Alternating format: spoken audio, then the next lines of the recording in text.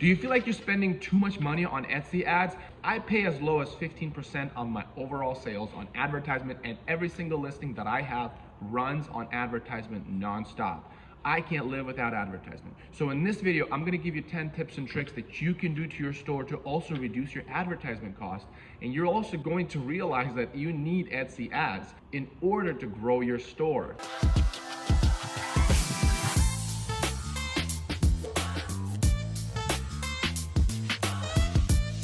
Hi guys, my name is Vlad, and in this video, I want to talk about 10 things that you can do to your store to start reducing your advertisement costs, because that's probably the reason why you're not growing or you're losing a lot of money. So the first one is you probably don't have too many things on your store. What I mean by that, when somebody clicks on your listing, they don't always buy what they've clicked on. They search for one thing, they clicked on it and buy it. That is expensive if that was the only journey that the customer has taken. Oftentimes the customers, they check out your store, they check out what else you have on your store. So if you have multiple different types of items, there's a higher chance that they might buy something else. So for the click that they spent, the money that they spend for clicking on your advertisement will be a better return if you had something else to offer if they didn't like the initial listing that they clicked on. So that is number one. Make sure that you have more items on your store, because for me, anywhere from 20 to 30% of all my sales happen when they come to my store, and that right there is a reduced cost on your advertisement, and it makes every click just a little bit more valuable when your store has more items on it. The second one is photos, because oftentimes they like what they see on the thumbnails, but once they get to your listing, something happens. And if your photos are not up to standard, then that's going to hurt their ability to convert. If your photos they don't have a model, if your photos are not high definition, if you only have one or two photos and just informational photos after that, make sure you have a collection of photos and video so that your customer can be convinced that this is indeed the product that they want, and that's going to improve your conversion rate, which will also improve the value of each click, therefore spending less on advertisement. The third one is make sure that you have upsell items.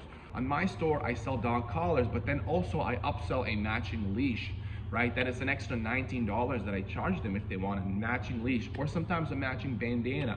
And in the future months coming here, I'm going to also do matching harnesses. And that is also going to improve the value of each click. So make sure that you have something else to upsell. You can even do that in the drop-down menu. They can select something to add to their order, or you can add a URL to the description so that they can go ahead and add that to their cart as well. So that's another great way to improve the value of each click. Now, the fourth thing that could happen is that your listing is not easy to navigate. And that's a very big one, especially when you just posted a listing or you're a new store. Sometimes just double checking, having somebody else go through your listing and just double checking the spelling, double checking that the drop downs make sense, the pricing makes sense. And that is a really big deal to make sure that your listing is easily navigatable. Recently, what happened to my store, Etsy's always trying to innovate new things and try to reposition the page in a different way. And all of a sudden, I woke up in the morning and my sales dropped significantly. I mean, 50% drop, significant. I couldn't figure out why. And then I started getting messages from customers saying, hey, I can't find the quantity section on your listing.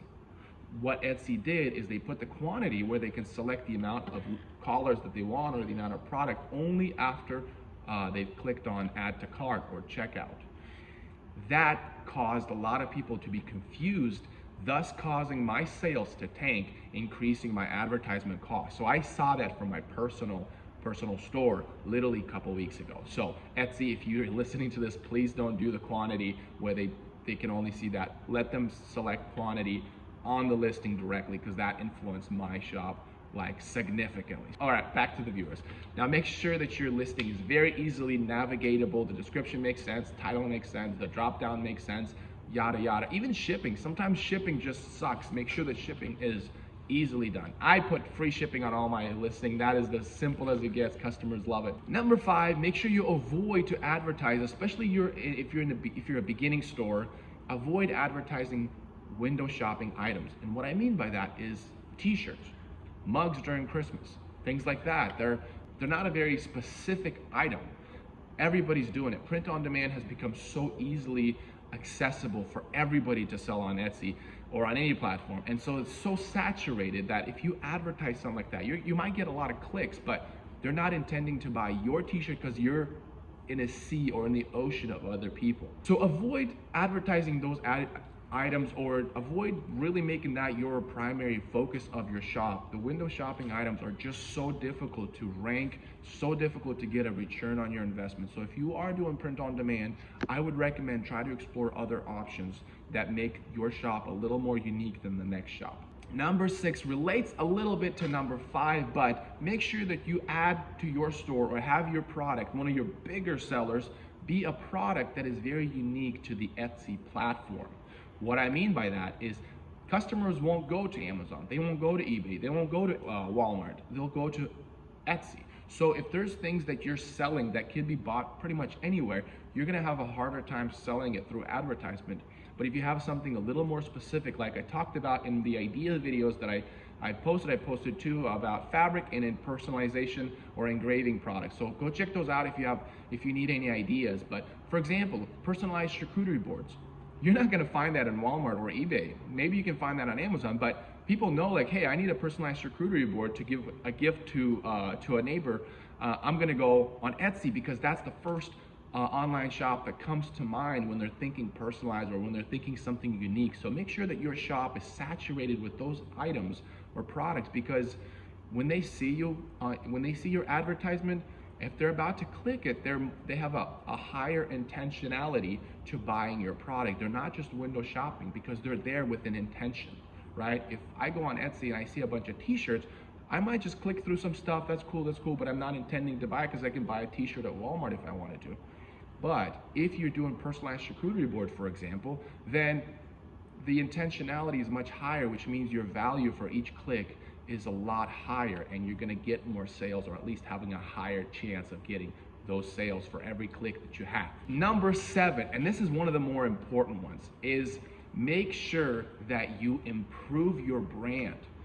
A lot of shops are out there, they kind of follow this drop shipping brand approach. It's just all over the place. They're just shoving a bunch of products into their store and it doesn't look uniform at all. You want to make sure that your shop has a brand and that you are specialized in that niche, or whichever niche that you choose. If you're into home decor, make sure that when they go on your store, you want to make sure to show them that you are an expert in your niche, so that if you're doing, for example, home decor, that you have one of the hottest trends on your store, and if they shop from their store, all their friends are going to be like, wow, you know how to decorate your home. You want to make sure you look like an expert. Make sure your brand looks more superior than your competitors. And if that's the case, when they come to your store, they see all the items on your store, then you're gonna have a lot better chance in converting your customers when they do come to your store. So make sure your brand is standing above your competition. Make sure that you satisfy the customer. If there is a complaint on any of your listing, they will leave a bad review, and a bad review to a specific listing is one of the worst things that can happen to your listing. So if I clicked on your advertisement, I've already spent the money. Let's say your photos look great, your description looks great, I keep scrolling, I get to the review section and somebody says, this person didn't ship my item yet and I ordered 2 months ago, or this person has horrible customer service, or the product was low quality. And if you have 2-3 of those for that listing, and especially if you're just starting out, that's the only ones that you have, that is detrimental. So make sure that you pay a lot of attention to your customers to make sure that they're happy. If they're not happy, refund them.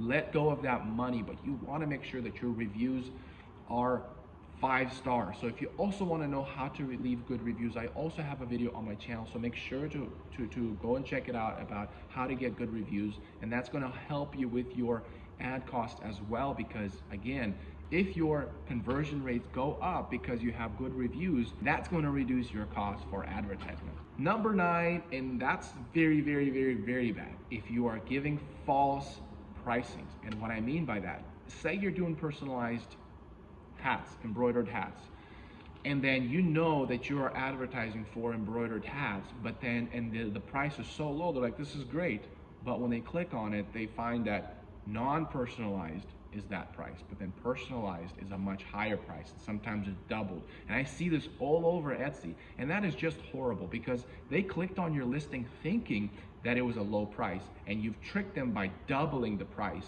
People do not like that. And here's the other thing is, they're only clicking on your advertisement because it's lower cost. And if you fail on that promise, they're gonna bounce out and reduce your conversion rate. You're just gonna spend money on click-through, and that's it. Now you wanna make sure that you give an honest number. Don't underprice it for a click, because that's gonna fire back at you. So make sure that you're pricing it fairly. And number 10, I talk about this all throughout my videos, but make sure that your listing is saturated with keywords that make sense to your product. Your product needs to satisfy all the keywords that you have on your listing, right? If you are selling, and I said this example in my previous video, if you are selling cotton baby bibs, do not include waterproof baby bibs, because if they're looking for waterproof baby bibs and they click on your listing assuming that it's waterproof, and then they read on the description that it says cotton, they're gonna bounce back. And so you've ranked or you've advertised on keywords such as waterproof baby bibs, and they spent your ad money and they looked at your listing and it wasn't that, so they bounced out. So make sure that your listing is full of keywords that actually are satisfied with your product, because again, you want to improve conversions and improve the value of each click or each dollar that you're spending on each click.